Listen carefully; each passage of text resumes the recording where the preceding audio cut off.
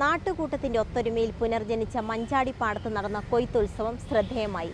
Kothamangalam ഇരുമലപ്പടിയിലെ 10 acre പാടശേഖരത്ത് കർഷക കൂട്ടായ്മയിൽ വിളഞ്ഞത് 100 മേനി വിളവ്. ഒരു കാലത്ത് കോതമംഗലത്തിന്റെ നെല്ലറയായിരുന്ന ഇരുമലപ്പടി കിഴക്കേക്കവല പാടശേഖരമാണ് കൃഷിയെ നെഞ്ചിലേറ്റിയ ഒരു കൂട്ടായ്മയുടെ പരിശ്രമത്തിൽ പുനർജനിച്ചത്. നെൽകൃഷി നിലച്ചതിനെ തുടർന്ന് മാലിന്യവാഹിയായ പ്രദേശം കൃഷിയോഗ്യമാക്കുകയായിരുന്നു ആദ്യപടി. പിന്നീട് പഴയകാല കർഷകരുടെ പിന്തുണയോടെ പുതിയ തലമുറ പാടത്തിറങ്ങി.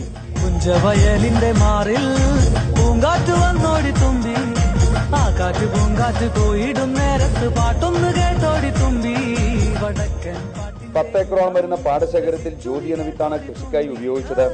കഴിഞ്ഞ 10 വർഷമായി കൃഷിയിറക്കാത്ത പാടശേഖരത്തിൽ 20ഓളം പേരടങ്ങുന്ന നാട്ടുകൂട്ടത്തിന്റെ അധ്വാനം ഫലം കണ്ടു.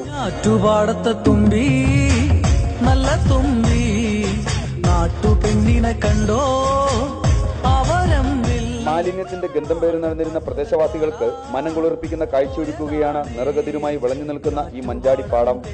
ഞങ്ങളുടെ ഈ നാട് മുഴുവൻ ഒന്നിച്ച് ഒരു മെയ്യായി ഒരു കൈയായി അണിനിരുന്നപ്പോൾ ഈ 10 ഏക്കറോളം വരുന്ന ഈ പാടശേഖരം ഇന്ന് 100 മേനി വിളഞ്ഞ് ഒരു കൊയ്ത്തുത്സവത്തിന്റെ സന്തോഷ നിർവൃതിയിലാണ് ഞങ്ങൾ നാട്ടുകാരിപ്പോൾ. നെൽകൃഷി ആദ്യമായി കാണുന്ന പുതുതലമുറയും ഒരിക്കൽ മണ്ണിൽ പൊന്നുവിളയിച്ച പഴയ തലമുറയും ഒത്തുചേർന്ന് ഇരുമലപ്പടി പാടശേഖരത്തിലെ കൊയ്ത്തുത്സവം ആഘോഷമാക്കി. മേലേരി പാട്ടുകൂട്ടത്തിലെ കലാകാരന്മാർക്കൊപ്പം സ്കൂൾ വിദ്യാർത്ഥികളും കൊയ്ത്തുപാട്ടുമായി പാടത്തിറങ്ങിയത് ആവേശക്കാഴ്ചയായി.